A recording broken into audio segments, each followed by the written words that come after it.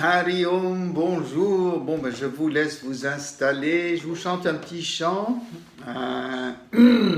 qui était un de nos traditionnels, le Hashivenu. Oh, bonjour la Côte d'Azur. Bonjour Isabelle, au grand soleil.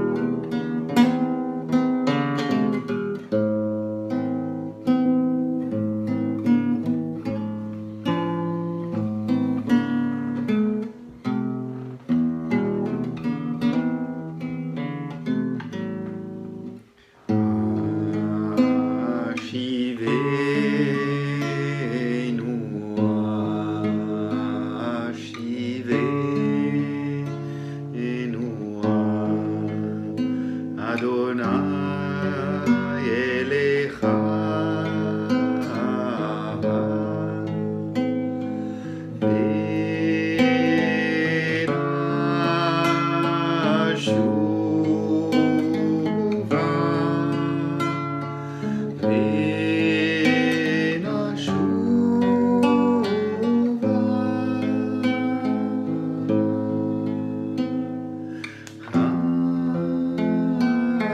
Hadesh, Hadesh, Yahwehnu Ikedesh.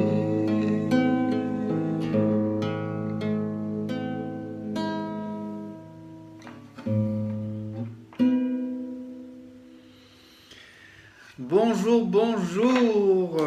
Oh, ça me fait toujours une joie de revenir chez vous. Merci de m'ouvrir votre porte. C'est vraiment gentil. Alors, comment allez-vous? Allez, je vais vous enlever le mute, comme ça vous pouvez parler tous.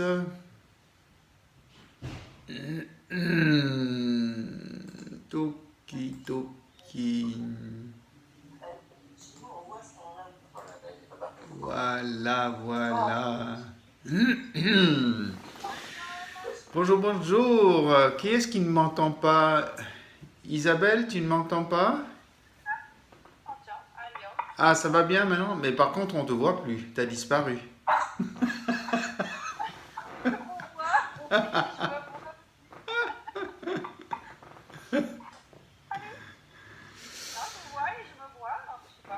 Ah.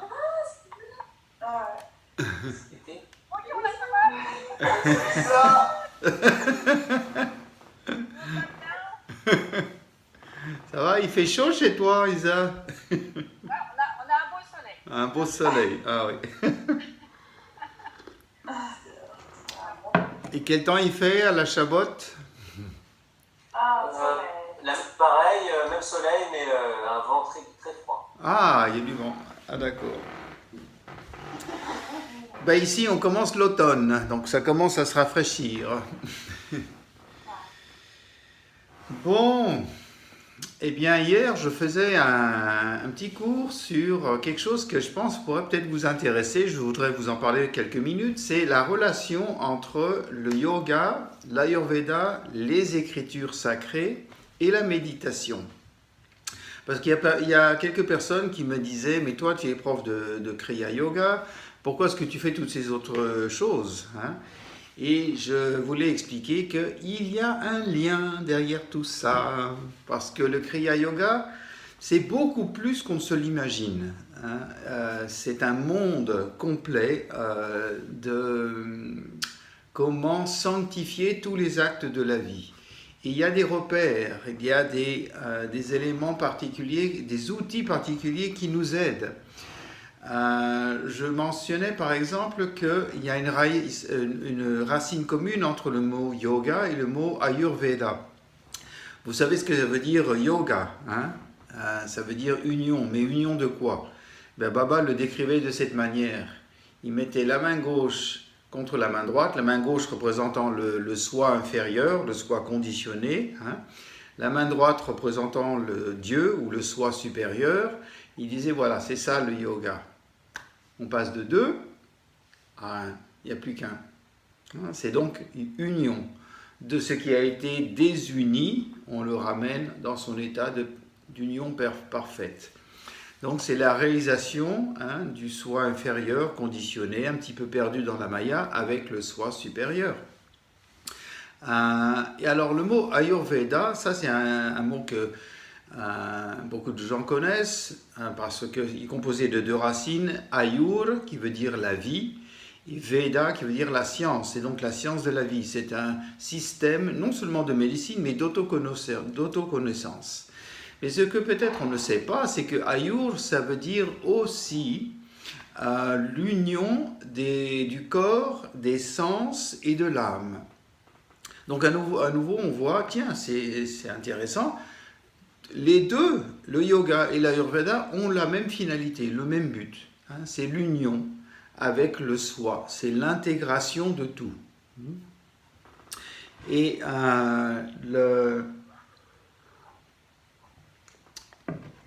on pourrait se dire alors pourquoi est-ce qu'il y a deux chemins différents. Les deux viennent des Védas.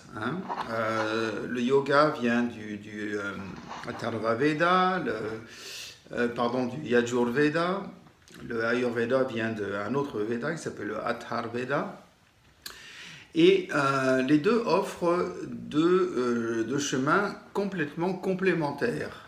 En Inde d'ailleurs, il serait impensable, dans les institutions traditionnelles, il est impensable d'enseigner à un prof de yoga sans lui enseigner l'Ayurveda. Et il est impensable d'enseigner à un docteur d'Ayurveda sans lui enseigner le yoga en même temps. C'est un chemin complètement complémentaire. Mais ils ont quand même des caractéristiques très distinctes. C'est que le yoga, et quand je dis yoga, j'inclus évidemment tout dans ce concept, la méditation, avec. Le yoga, c'est une méthodologie pour mettre de l'ordre dans notre monde intérieur. Alors, il y a différentes techniques pour ça. Il y a la méditation, il y a le pranayama, il y a les mantras, il y a le contrôle du souffle, le pranayama, etc. Les processus d'introversion, la concentration du mental. Bon, vous connaissez le système du Ashtanga, de Patanjali par exemple. Et alors, l'Ayurveda, c'est le pas complémentaire, c'est harmoniser le monde extérieur avec notre monde intérieur. Et c'est là où beaucoup de gens ne font pas assez attention à ça. Avec beaucoup de sincérité, ils pratiquent le yoga, la méditation, la purification à l'intérieur, et ils ne font pas attention aux influences extérieures qui viennent graduellement contaminer leur monde intérieur. Qu'est-ce que c'est les influences extérieures? C'est par exemple l'usage de la télévision, de l'internet, les nouvelles à la télé ou dans les journaux, c'est les couleurs qu'on utilise, les parfums, c'est la nourriture qu'on utilise, c'est le genre de travail que l'on a, notre mode de transport, enfin, tout ça. Donc, un yogi qui est bien intégré, un chercheur spirituel qui est bien équilibré, qui est bien intégré, eh bien, il va utiliser les deux branches. C'est-à-dire qu'il va faire sa purification intérieure et il va s'assurer qu'elle n'est pas contaminée par le monde extérieur. Je vous donne un exemple classique. Dans mes retraites, en général, je demande aux gens de ne pas consommer trop de sucre, pas trop de dessert. Pourquoi? Parce que pendant la retraite de Kriya, eh bien, on rentre dans un nouvel espace de calme, de profondeur de l'âme, de pureté. Et si, dès qu'on a fini la méditation, on va faire une grosse bouffe avec plein de sucre, hein, de différentes formes, eh bien, ça nous fait rentrer dans un cycle maintenant de haut et de bas, et à la fois dans le mental et dans le corps. Et donc, on perd un peu l'effet de la pratique. Donc ça, c'est un des exemples où il faut être cohérent, hein, avoir un peu de cohérence. Si on travaille d'un côté, il faut aussi travailler de l'autre. Vous voyez ce que je veux dire, non? Ça vous parle, ça? Français, ça nous parle bien. En France, ça parle bien, hein, la grosse bouffe. Je me rappelle de nos joyeux repas, hein, à la Chavotte. Oh là là. C'est pas pour critiquer, simplement pour attirer l'attention, hein, que il faut essayer de faire un travail sur les deux plans. Un autre exemple. Oui, Isabelle, tu as une question? Justement, oui. Ça fait longtemps que je me pose la question.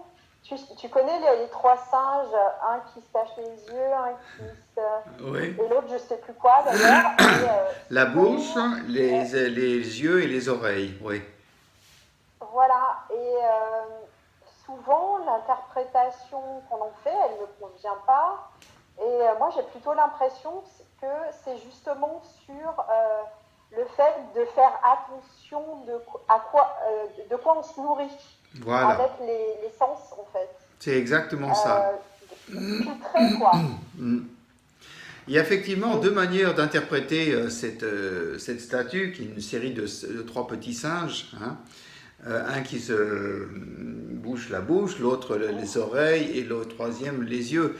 Certains disent attention, ne parle pas, hein, des choses mauvaises, d'autres ne regarde pas, hein, garde ton attention plongée vers l'intérieur, et l'autre n'écoute pas.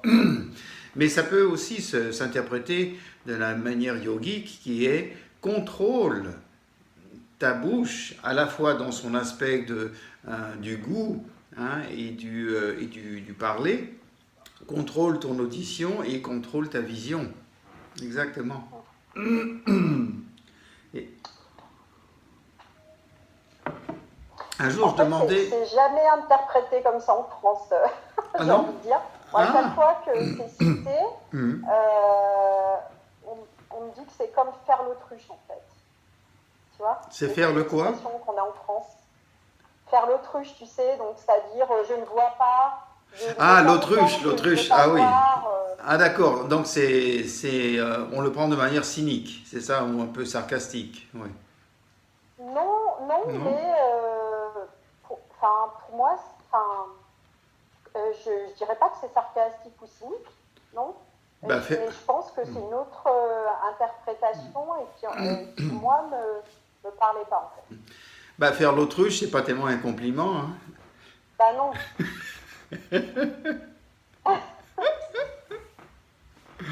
Comment tu vois ça, Isabelle? Isabelle, l'autre Isabelle? Oui, de la même manière. Bon, après, ça, c'est ça vient du bouddhisme. Oui.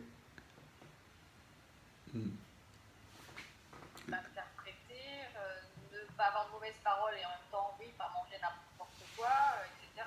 Après, faire l'autruche, ça, je pense que c'est des interprétations de personnes. C'est vrai qu'en France, on a ça. Des personnes qui ne connaissent pas et qui en même temps ont la vision des gens qui pratiquent le yoga comme des gens qui ne s'intéressent plus, qui sont tellement intériorisés, qui ne s'intéressent plus à ce qui se passe, quoi. C'est un peu l'autre vision qu'il y a pour les gens qui ne connaissent pas du tout. Ah d'accord, oui, donc c'est une sorte de critique, oui, ou de... Oui. Oui. Oui, en disant, oui, vous cachez derrière le yoga, mais en fait, vous n'impliquez pas. Ah oui. L'introspection, pour eux, l'introspection et le détachement, le bon détachement, hein, ou le recul, l'histoire de prendre du recul ou de lâcher prise. Ouais. Pour certaines personnes, c'est vu comme quelque chose de négatif, en fait.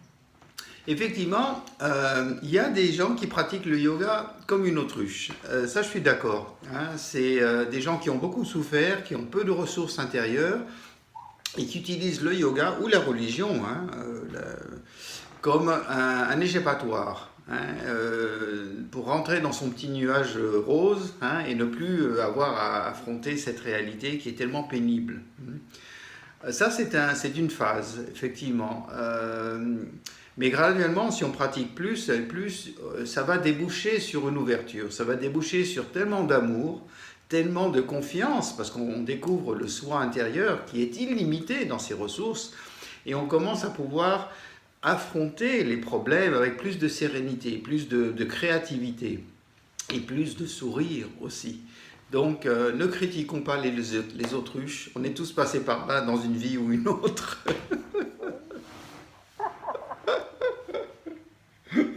Il y en a qui lui restent encore un petit peu de plumage d'ailleurs. C'est joli l'autruche, hein. C'est joli en plus. Je ne sais pas pourquoi on la critique toujours, cette pauvre.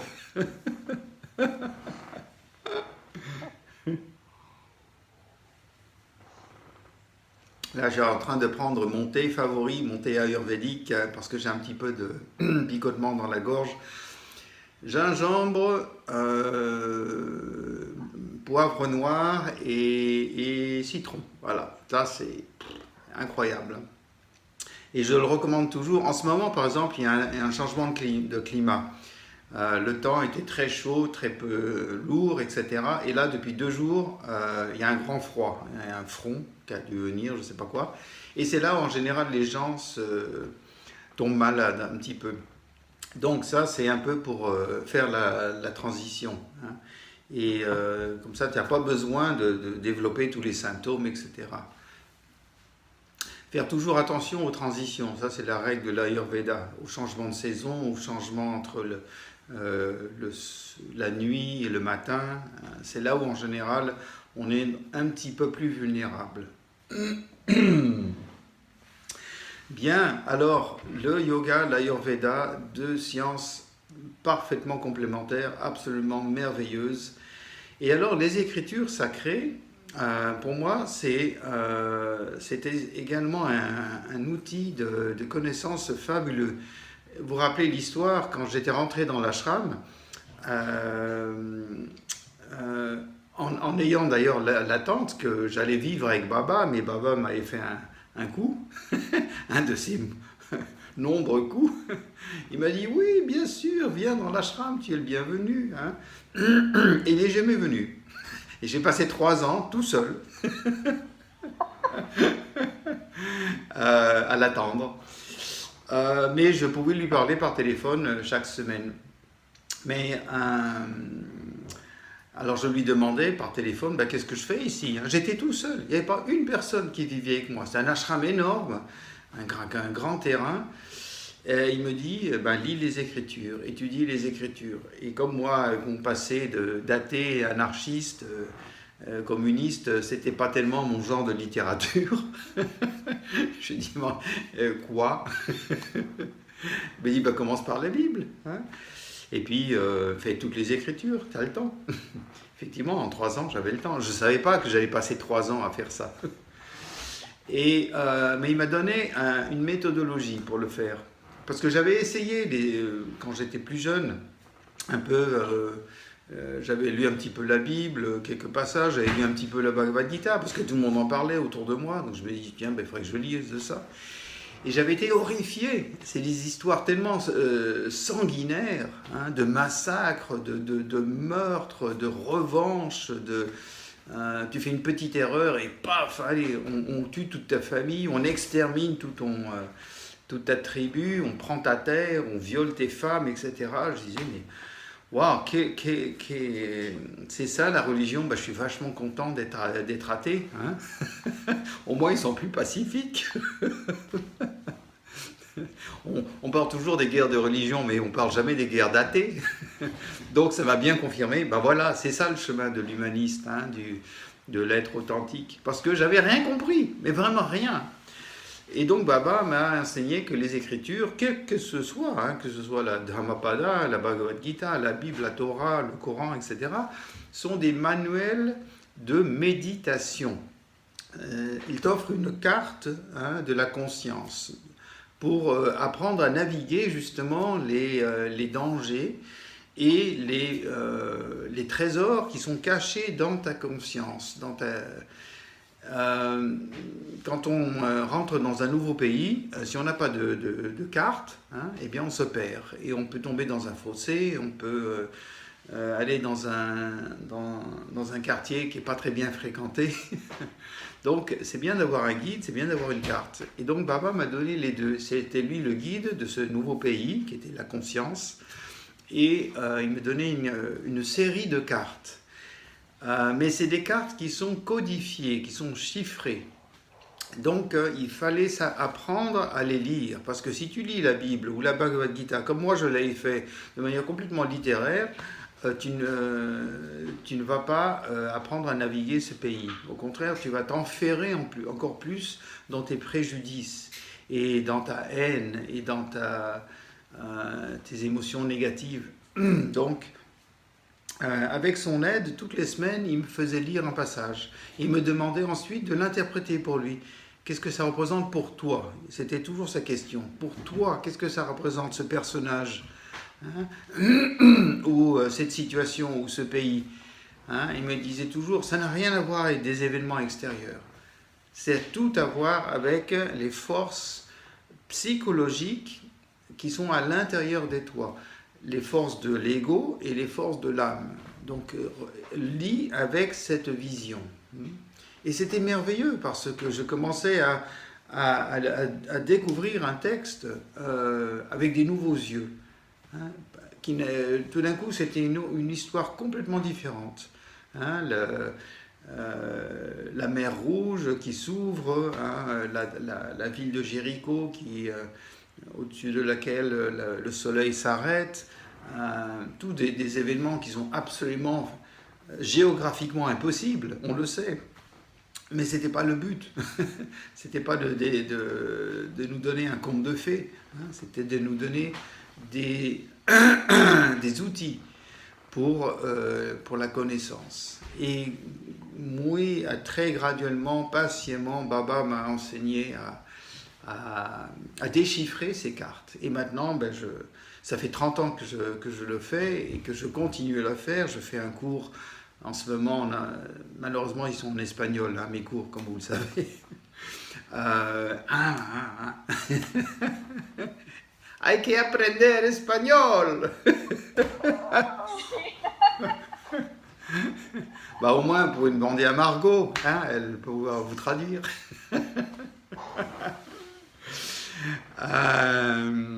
Un cours sur la Bhagavad Gita. J'avais lancé ce cours il y a 4 ans. On n'a toujours pas fini. Parce qu'on le fait verset par verset, une fois par mois. Et là, on en est simplement au chapitre 16. Il y a 18 chapitres dans la Bhagavad Gita. Donc là, au bout de 4 ans, je crois que dans encore 8 mois, on a encore 8 mois et on va terminer. Mais c'est pour montrer la richesse extraordinaire de ce livre. Et les gens me posent des questions, ils font des références, ils font des comparaisons. Et ça m'a donné l'idée de faire un autre cours qui s'appellera, peut-être dans 1 an, ou quand j'aurai terminé la Gita, la Bible consciente. Parce qu'il me paraît que quel livre maltraité ça a été.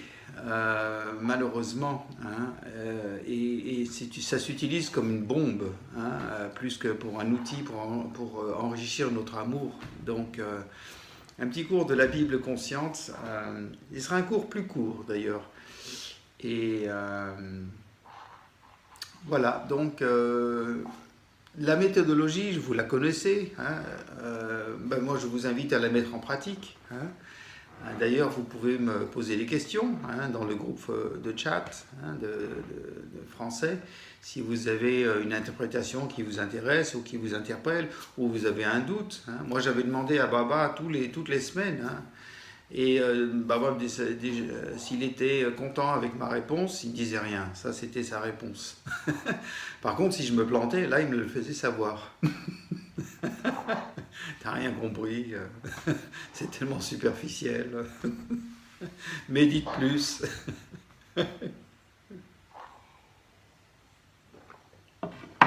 Et je me rappelle du jour où il m'a introduit à cette méthodologie. J'étais avec lui en Autriche et j'avais toujours ce grand privilège, c'est que je pouvais le mettre au lit. Mettre ton baba au lit, ça c'est ton baba, ton bébé, ton père, ta mère, c'est ton tout, tu vois. Et je le mettais au lit, je l'aidais, je lui faisais un petit massage. Et des fois, il me racontait de lui raconter quelque chose. Hein, comme un enfant qui demande à son papa, hein, raconte-moi une histoire. Et un jour, il me demande, raconte-moi l'histoire de ce monsieur qui avait perdu sa force quand sa femme lui avait tondu la tête. Hein. Alors j'ai dit, l'histoire de Samson et Dalila. Dalila, on dit? Ou c'est la chanteuse Dalila? Non, Oui. C'est ça. Oui. Dalila. Dalila. Oui.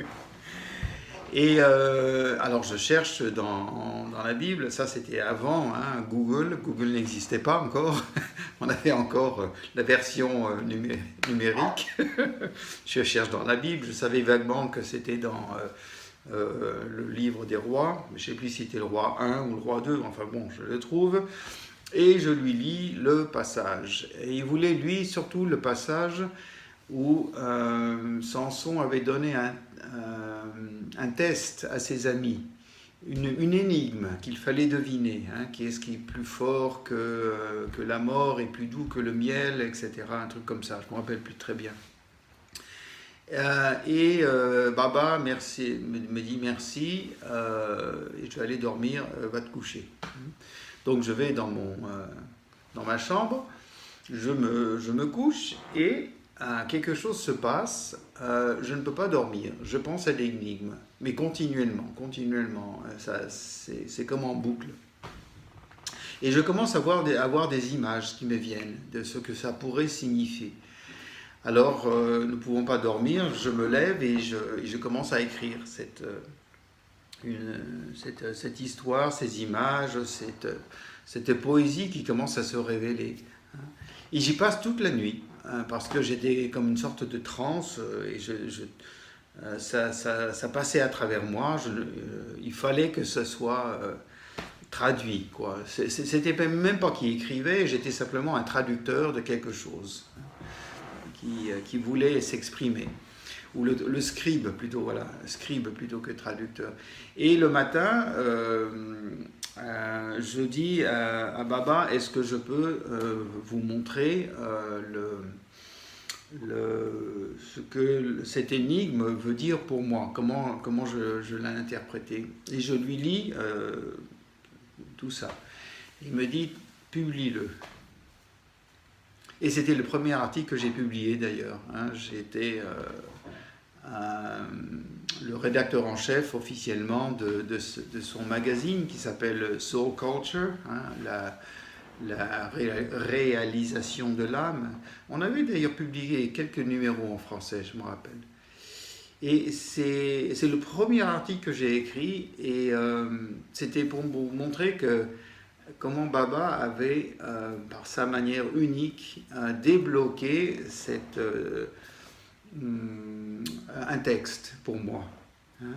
Et depuis, ça n'a pas arrêté. Ces images et ces interprétations et ce flot continuent à jaillir. Ça fait 30 ans que ça ne s'arrête pas. Et d'ailleurs, quand je fais un cours, il y a une partie que je prépare, hein, au moins la traduction. Bonjour Sarah, Allez-oh Mataji. Et ça n'arrête pas. Donc quand je fais le cours, je ne sais jamais où ça va aller. Dimanche dernier, par exemple, j'avais programmé de faire tout le chapitre 16. Il n'est pas gros, hein, c'est simplement 24 vers. Eh bien, on a fait 3 vers. Et c'est un cours de 8 heures. 3 vers en 8 heures, c'était pas mal. Ben, c'est comme ça que ça passe, et puis les gens réagissent, et ils amplifient, ils donnent leur vécu. Donc c'est quelque chose qui a enrichi profondément, mais profondément mon kriya, d'étudier les Écritures et d'écrire là-dessus. Donc si ça tente que certains d'entre vous, je vous encourage à le faire et de le partager dans le groupe. Ça serait magnifique. On en fait un petit groupe de discussion là-dessus. Alors ça peut être l'écriture que vous voulez. D'ailleurs, Yogananda, il disait il y a 3 écritures que les Kriyavans devraient toujours étudier. Ça, c'était un conseil qu'il avait, une instruction qu'il avait donnée dans le premier numéro du magazine qu'il avait publié quand il avait fondé son ashram aux États-Unis. Il avait fondé un magazine, je ne sais pas si vous le savez, qui s'appelle East West Magazine, pour faire le pont donc entre l'Orient et l'Occident. Et dans le premier numéro que j'ai sous forme digitale là sur mon ordi, je découvre, juste après la table des matières, cette instruction extraordinaire. Il dit tous les Kriyavans pour approfondir leur pratique. Voilà, merci. Approfondir leur pratique, devraient lire la Bible ou l'écriture de leur propre religion, donc la Bible pour les chrétiens, le Coran pour les musulmans, la Dhammapada par exemple, pour les bouddhistes, etc. 2. La Bhagavad Gita, et ça c'est pour tout le monde, il disait, parce que la Bhagavad Gita c'est un manuel de méditation, donc c'est pas un livre religieux dans le sens c'est le livre d'une religion, non, c'est un livre profondément métaphorique. Et 3, une œuvre de Shakespeare. Et pourquoi Shakespeare? Pourquoi pas, je ne sais pas, Cervantes, ou Homère, ou Platon, non, il disait Shakespeare. Donc il faut toujours lire le livre de ta propre religion, la Bible c'était chrétien, la Bhagavad Gita est quelque chose de Shakespeare. Et il se trouve que Baba enseignait les 3. Baba avait beaucoup parlé des œuvres de Shakespeare, en particulier de 2 livres, La Tempête et Le Songe d'une nuit d'été. Il y faisait énormément de références. Et qu'est-ce qu'ils ont ah oui, la comédie des erreurs aussi, et la mégère apprivoisée. Alors qu'est-ce qu'ils ont en commun, ces œuvres? Ils parlent tous du pouvoir de la Maya. Ils parlent tous on est endormi dans une histoire. Par exemple, l'introduction, je ne sais pas si vous connaissez le livre de la mégère apprivoisée, qui, si on le prend de manière littérale, c'est un livre horrible. C'est le plus macho qu'on puisse imaginer. Mais ce n'est pas du tout l'histoire. Parce qu'il y a une introduction, pas une introduction, il y a un prologue dans ce livre qui est pour moi la perle de toute l'histoire. Il y a un type qui est bourré, qui marche dans la campagne, et il est tellement bourré qu'il tombe inconscient à un moment. Il y a un riche marchand qui passe par là dans son chariot, non, comment on dit ça, son carrosse. Dans son carrosse, et qui voit ce pauvre air à moitié nu, sale, et qui pue l'alcool, voilà, et qui est tombé dans l'inconscience. Et il décide avec ses amis, les courtiers, ah oui, c'était pas un riche marchand, c'était un prince ou le roi, je ne me rappelle plus. Enfin, c'était un noble. Il décide de lui faire une blague terrible, et une sorte de pari. Voilà, il fait un pari qui va lui faire perdre son identité. Alors, ce qu'il fait, c'est qu'il ramène ce pauvre air inconscient, dans son sommeil éthylique, au château. il le fait laver complètement, raser, il lui fait faire mettre ses meilleurs habits, hein, de princier donc. Il le fait dormir dans son propre lit et il donne les instructions à tous les gens du château, tous les servants et tous les courtiers de le traiter comme s'il était lui-même le roi, hein, ou le prince. Hein. Et lui, il se déguise comme un servant. Alors, au bout de quelques heures, le pauvre monsieur sort de son sommeil éthylique, hein, et il regarde effaré tout autour de lui, il ne reconnaît pas, hein, le lieu, il regarde le lit, il regarde les habits, et puis il regarde tous les gens qui sont là avec une grande référence, hein. Et avec son langage le plus vulgaire, hein, il dit « Mais qu'est-ce que vous foutez? Qu'est-ce que c'est que cette... qu'est-ce que vous me voulez, hein ?»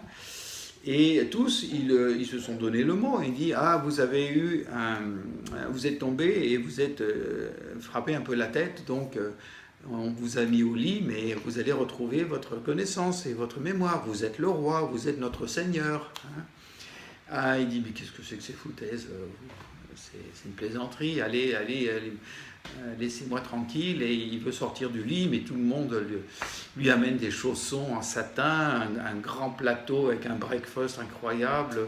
Sa femme, enfin la femme, hein, sa nouvelle femme maintenant arrive, la princesse, hein, et elle lui donne des mamours, etc. Et lui commence à se ramollir un peu, hein, sous ce traitement. Et au bout de quelques jours, il est complètement convaincu que effectivement, il est le roi. Et alors là, c'est là où ça devient très cruel. On lui révèle la vérité, hein, qu'il avait été joué. Et bon, on lui donne comment une récompense, mais on lui fait quitter le château et reprendre sa pauvre vie d'ignorant après. Mais le truc qui est vraiment incroyable dans cette œuvre de Shakespeare, c'est que pendant qu'il est roi, un jour, on décide de lui donner une séance une pièce de théâtre, de faire jouer devant lui une pièce de théâtre. Et cette pièce de théâtre, c'est La Mégère apprivoisée. Donc c'est une histoire à l'intérieur d'une histoire, vous comprenez ? Et alors là, ce plan de distanciation, ça donne un contexte complètement différent. Et c'est un réveil pour nous, c'est un appel, c'est une invitation à penser que ce que l'on vit dans ce monde, hein, eh bien, c'est peut-être une représentation. Et peut-être que l'on n'est pas la personne que l'on croit. Vous comprenez ? Le sens de cette histoire. Voilà, c'est le genre d'enseignement que à la fois Baba et Yogananda nous disaient constamment. Il utilisait beaucoup d'œuvres de la littérature mystique, hein, les poèmes mystiques, mais aussi effectivement la Bhagavad Gita qui est le grand classique pour ça. Et la beauté de cette méthodologie, c'est que maintenant, si tu lis la Bible, tu peux la lire de la même manière. Tu peux le voir comment elle t'interpelle et te fait penser à... peut-être que ce n'est pas l'histoire que j'avais appris au catéchisme. C'est peut-être pas la version de Charlton Heston, hein, les 10 commandements, au cinéma.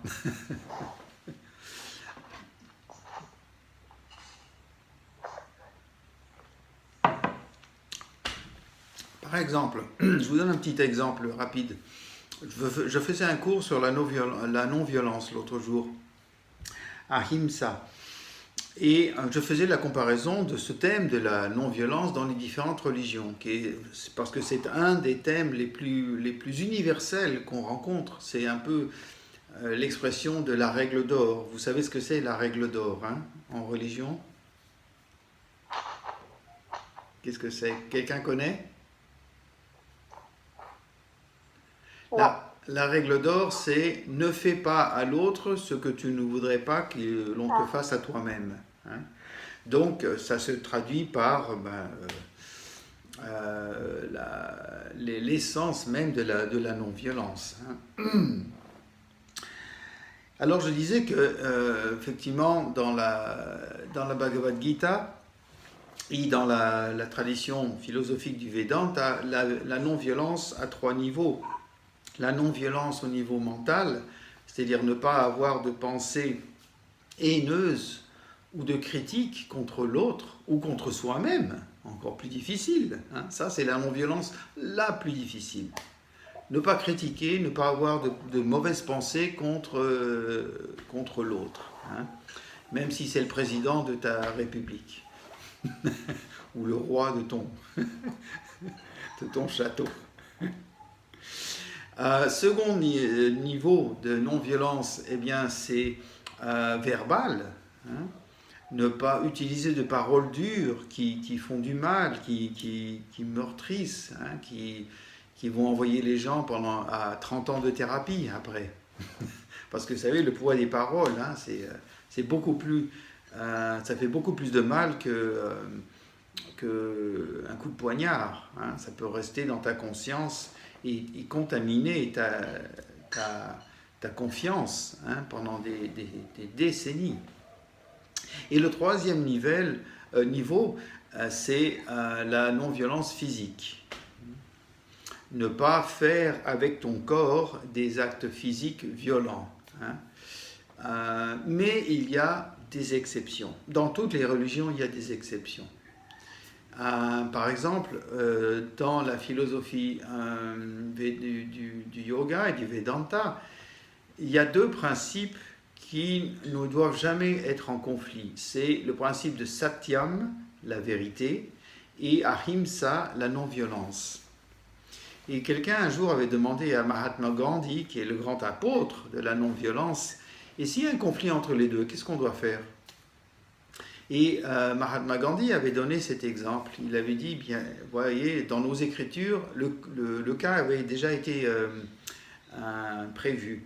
Il y avait un grand ascète, un grand yogi qui s'appelait Satyavrata, qui avait pris le vœu de toujours dire la vérité. C'est pour ça qu'on lui avait donné ce nom. Satya, ça veut dire la vérité, Vrata, ça veut dire le vœu. Mais à travers de son adhérence un peu fanatique et absolue, hein, à toujours dire la vérité dans toutes les circonstances, quel que soit le coup, eh bien, il s'était rendu compte qu'il avait causé énormément de dommages. Il avait, de manière qui n'était vraiment pas nécessaire, causé énormément de mal à des personnes. Donc, il avait invoqué la déesse Sarasvati de venir sur sa langue. Hein, c'est une invocation, c'est un mantra, c'est un rituel, mais c'est aussi une visualisation. Hein, pour que la prochaine fois qu'il va utiliser sa langue, elle soit emplie de sagesse. Sarasvati, c'est la déesse de la sagesse. Et le Seigneur, qui n'attend jamais que cette occasion, dès qu'il voit quelqu'un qui prend un vœu, hein, ou qui fait un changement de conscience, il va le tester. Il dit, ah, que c'est beau ça, cette transformation, on va mettre ça à l'épreuve. Hein.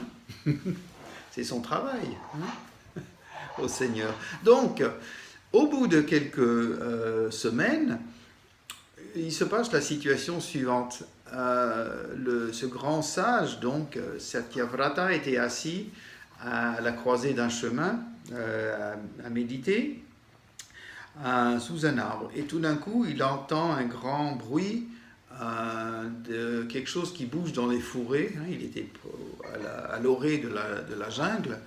Et il voit un sanglier qui sort avec des flèches sur son côté, qui a été blessé par un chasseur. Et le sanglier le regarde et il a un moment de doute et hop, il passe par un des chemins. Satyavrata ferme les yeux à nouveau, hein, et il reprend sa méditation. Mais quelques instants plus tard, à nouveau, il y a un grand bruit et cette fois, c'est un chasseur qui sort, hein, de la jungle et c'est un géant. Il est énorme, il est transpirant. Il a les narines, hein, qui sont grandes ouvertes, excitées par l'odeur du sang, hein, de la chasse. Et il voit le sage là, et il lui demande avec une voix très brusque, où est passé mon sanglier? Je sais qu'il est sorti par là, et comme toi tu es là, je sais que tu l'as vu. Donc dis-moi, où est mon sanglier? C'est ma proie. Et Satyavrata, à ce moment-là, se rend compte, voilà l'épreuve qui me tombe dessus. Et donc, il se rend compte qu'il est en problème, parce que ce chasseur est tellement fou de chasse, hein, et d'excitation par l'odeur du sang, etc. S'il lui donne une réponse qui ne lui plaît pas, il peut l'étrangler juste avec avec sa main. Parce qu'il est tellement gros et fort et puissant, et le petit sage, il est chétif. Hein. Donc il invoque tout de suite la grâce de Sarasvati. Il lui demande de venir se poser sur sa langue et de lui donner la réponse. Parce qu'il n'a aucune idée de comment répondre à ça. S'il dit la vérité, ça veut dire qu'il va trahir le sanglier, qui va mourir par sa faute. Donc il a trahi son vœu de Ahimsa, et s'il ment pour protéger la vie de ce pauvre sanglier, de cette pauvre victime, il a trahi le vœu de la vérité. Donc il est complètement dans l'impasse, comment ça se dit, l'impasse totale. Il sait pas quoi faire. Donc il demande à Sarasvati l'inspiration, et Sarasvati lui donne la réponse. Et il dit oui au chasseur, il dit oui, mes yeux ont vu, mais ma bouche ne peut pas le dire. Mes yeux ont vu, mais ma bouche ne peut pas le dire. Et le chasseur reconnaît le grand courage de cet homme. Parce que le chasseur sait très bien qu'il pourrait le tuer ou le massacrer sans aucun problème. Et donc que ce sage avoue, accepte que oui, il sait la vérité, mais il ne peut pas le dire, ça lui donne un respect, tu vois. Et le chasseur se retire et le laisse tranquille. Donc ça, c'est l'exemple que Mahatma Gandhi donnait quand on avait un conflit dans notre vie entre la vérité et la non-violence. Il disait, s'il y a un conflit entre les deux, la non-violence doit toujours gagner, toujours. Donc la vérité est relative. On peut l'arranger un petit peu, si ce n'est pas pour notre bénéfice personnel, évidemment. N'utilisez pas cette excuse pour penser à mentir à tous les gens simplement parce que ça vous arrange. Non, si c'est pour protéger la vie ou la situation d'autres, oui, dans ce cas-là, les Écritures le disent parfaitement, on doit bafouer la vérité un petit peu pour pouvoir maintenir le ahimsa, qui est la règle d'or, la non-violence. Donc, comme vous voyez, dans la pensée hindoue, védantique, le vœu de ahimsa doit être compatible autant que faire se peut avec la vérité, et peut-être pas compatible. Okay. Mais il y a des exceptions dans différentes religions quand la violence est nécessaire.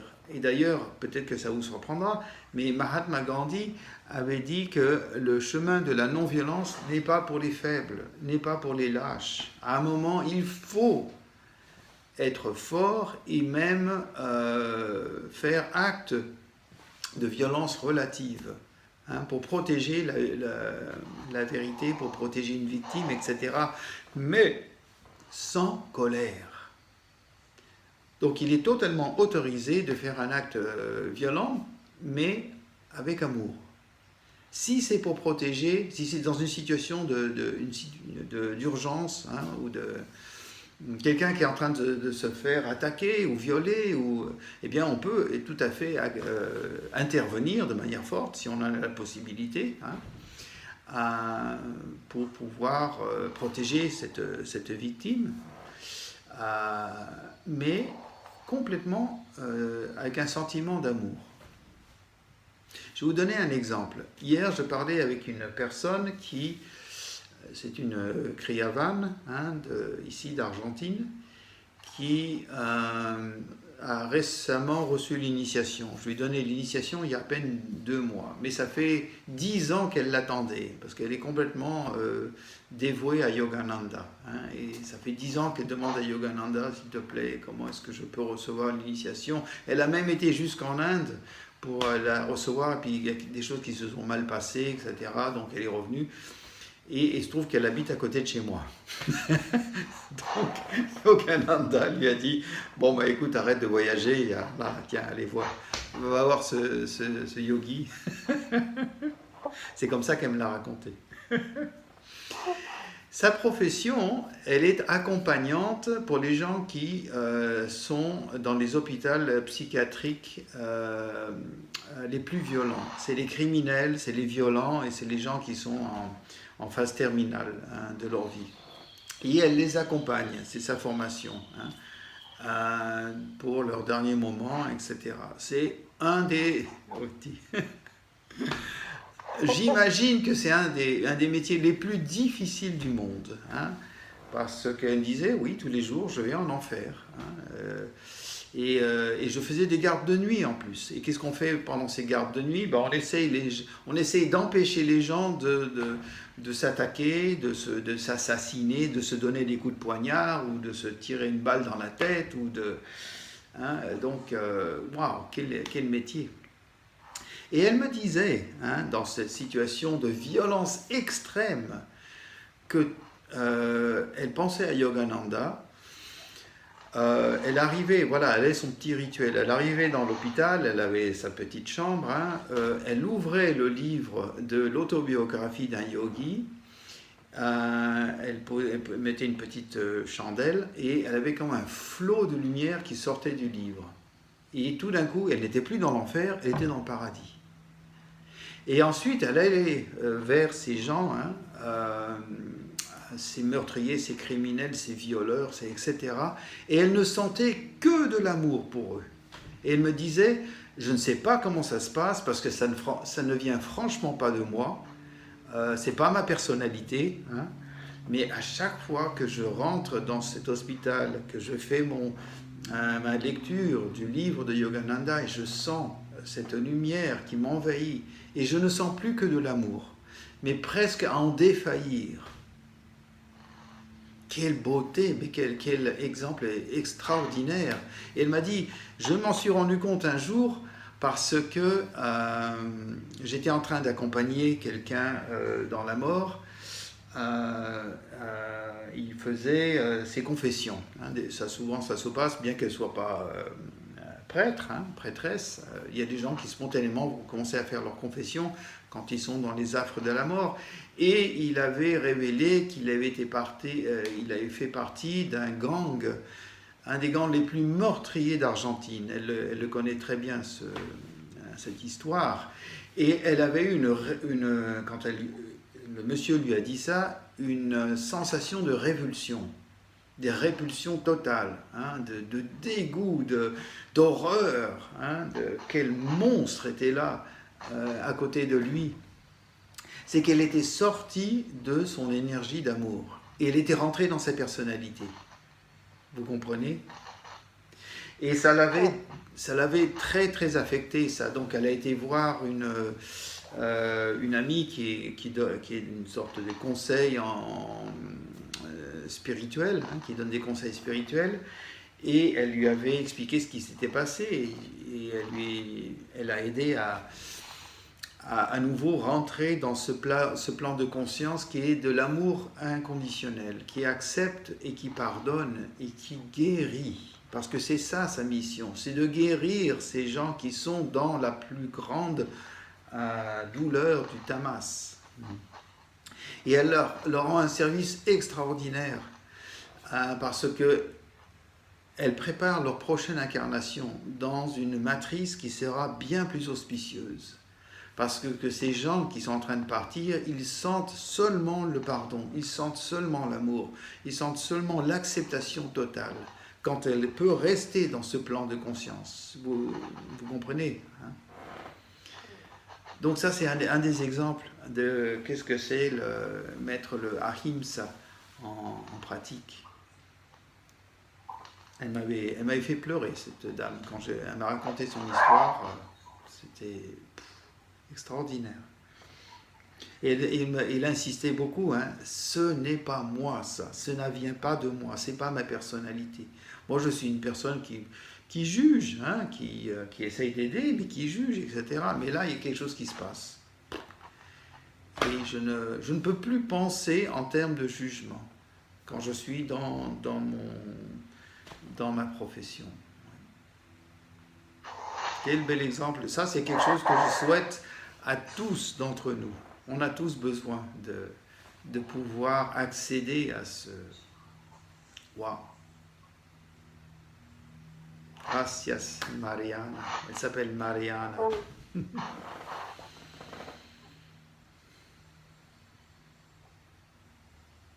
Voilà, vous avez un commentaire, vous avez quelque chose que vous voudriez partager avant qu'on fasse notre méditation? Très très beau, très très beau. Merci, Cette merci. histoire très belle, très belle. Bah oui, toute fraîche, elle sort du four. Oui, Mataji, raconte-nous. À propos de cette histoire, moi j'ai juste une question. Comment faire quand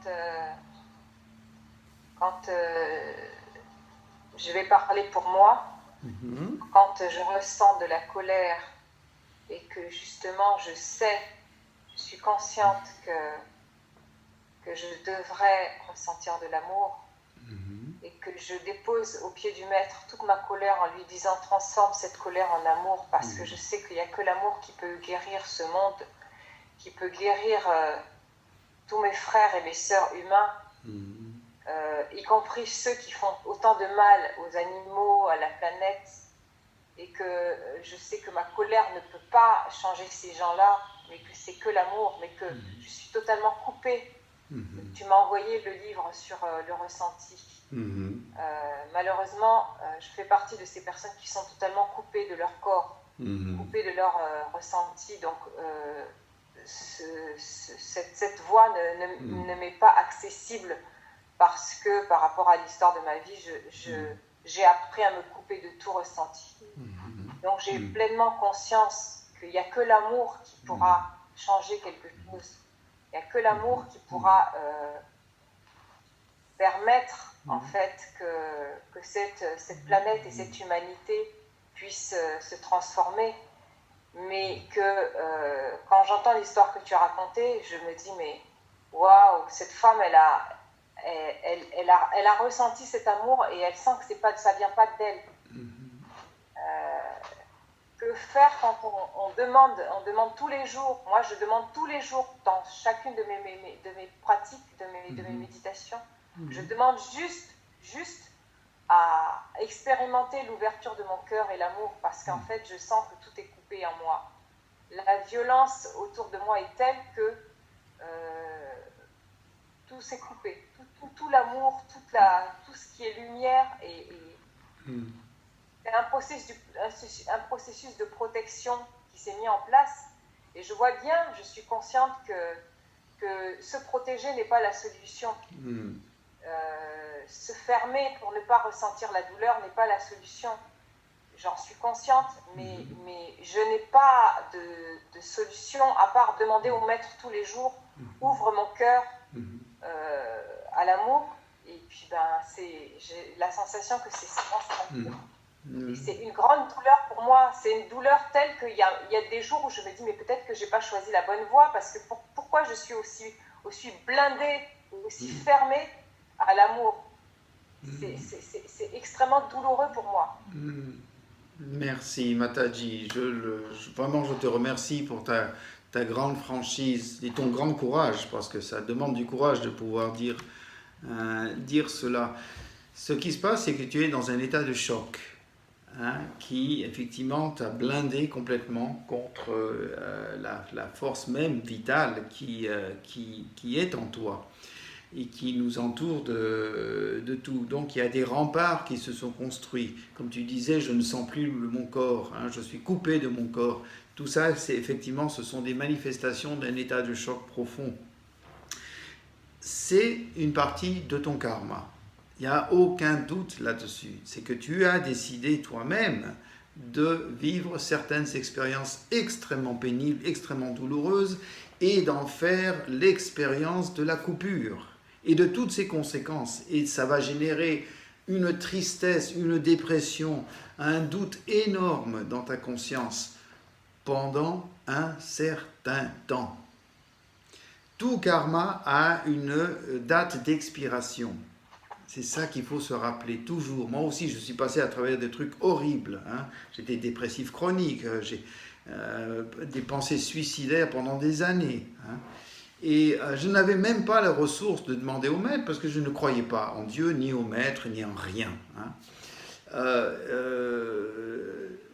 Ce que je peux te dire, c'est que cette forteresse que tu t'es construite par nécessité de te protéger, hein, ça s'attendrit, ça s'effrite petit à petit avec chaque souffle conscient. J'ai découvert que dans mon cas, par exemple, la croyance, ce n'était pas suffisant. De croire tout d'un coup en Dieu, de croire en maître, ça aide, effectivement, ça donne une connexion, on ne se sent plus seul, hein. Mais c'est vraiment la pratique, c'est la pratique. Et à chaque fois que j'avais un énorme problème dans ma vie, même quand je vivais avec Baba dans l'ashram, je continuais à souffrir des trucs horribles. Des plans mentaux, émotionnels, etc. Et je demandais à Baba quand est-ce que ça va s'arrêter, est-ce qu'un jour je vais en sortir, hein, avec des larmes dans les yeux, hein. J'étais au bout de moi, je voulais quitter l'ashram, je voulais quitter Baba, je voulais quitter le Kriya. J'ai même essayé de m'échapper une fois, vous connaissez l'histoire, hein. Baba m'a coincé à 2h du matin à la porte. Il m'attendait. Parce qu'il savait, Baba est omniscient, il savait que ce soir-là, j'allais faire mon sac et m'échapper. Et donc, je suis là avec mon petit baluchon, je sors de ma chambre pour aller vers la porte d'entrée, hein, de l'ashram. Et qui est là, assis sur une chaise à côté de la porte? Baba, à 2h du matin. Et il ne me fait aucun commentaire sur le fait que j'ai un baluchon, etc., et qu'il est 2h du matin et que je suis complètement vêtu. Et il me parle d'amour. Il me parle. Et donc, je reviens vers lui plusieurs fois. Je lui dis, quand est-ce que ça va s'arrêter? J'en peux plus. Ça me torture, hein, cette laideur qu'il y a en moi. J'avais tellement de laideur, hein. Et il me disait, ça va passer. Pratique, pratique, pratique. Ça va passer. Hein. Je lui disais toujours, est-ce qu'un jour ça va s'arrêter? Et il me disait toujours oui. Toujours. Hein. Et il me disait aussi une chose qui m'a toujours touché le plus, tu es sans tache. You are taintless. Tu n'as pas de tâche, tu n'as pas de faute, tu n'as pas à te culpabiliser. Okay? C'est ton karma. Pratique ce que je t'enseigne, ça va graduellement s'adoucir. Et c'est vrai. J'ai encore une chose que j'ai découvert, c'est que quand on a une histoire de dépression chronique, on n'en est jamais guéri. Mais on sait la gérer. Hein, et je sais comment la garder à distance, et je sais comment cette ombre qui de temps en temps veut revenir au premier plan, je sais comment l'écouter, la remercier et lui dire non merci. Hein, c'est pour simplifier un peu. Mais ça vient avec la pratique constante du souffle léger, très doux, très court, qui se pose dans la fontanelle. C'est comme une petite goutte d'eau qui commence à couper la roche. Et vous connaissez l'effet de l'eau, hein, qui est tellement tendre, tellement douce, tellement fluide, et ben, elle peut couper un canyon complet dans une montagne. Donc, C'est la seule chose que je voudrais te dire à nouveau, Sarah. C'est complètement partie de ton karma et tu n'as aucune culpabilité là-dedans. Tu es absolument pur. Tu as décidé que tu allais te libérer de ça dans cette vie et tu es en train d'en sentir comment une croissance de son effet négatif, et tu es totalement protégé. Et si tu pratiques, et pratiques, et pratiques, et pratiques, ça va graduellement s'adoucir. Il y a une date d'expiration. Chacun vient avec un paquet de karma, et plus on pratique, plus on s'approche de la date, on accélère la date d'expiration. Si on ne fait rien, effectivement, ça peut durer toute la vie. Je sais que tu fais énormément d'efforts, énormément, ok? Et je t'en félicite et je t'en remercie. Ça nous touche tous très profondément. Hein? Et on t'accompagne complètement avec notre amour, avec notre énergie, avec notre sattva. Hein? Sattva, c'est l'énergie de la pureté, pour que tu puisses t'alimenter et te nourrir de cela. Je suis tellement content que tu sois avec nous dans un satsang, dans une méditation par exemple. C'est tous des petits pas qui vont contribuer à t'aider à te libérer de ça. Et pourtant, pourquoi j'ai tellement d'amour et de respect pour toi? Parce que je sais que tu as un courage énorme. Il y a peu d'âmes qui peuvent prendre dans une vie seule la quantité de choses à travailler comme toi. Donc, merci, Sarah Mataji. Et maintenant, en parlant effectivement, le pouvoir de l'eau, le pouvoir de cette petite goutte que l'on va déposer dans notre fontanelle, je vous invite maintenant à faire la pratique. Merci.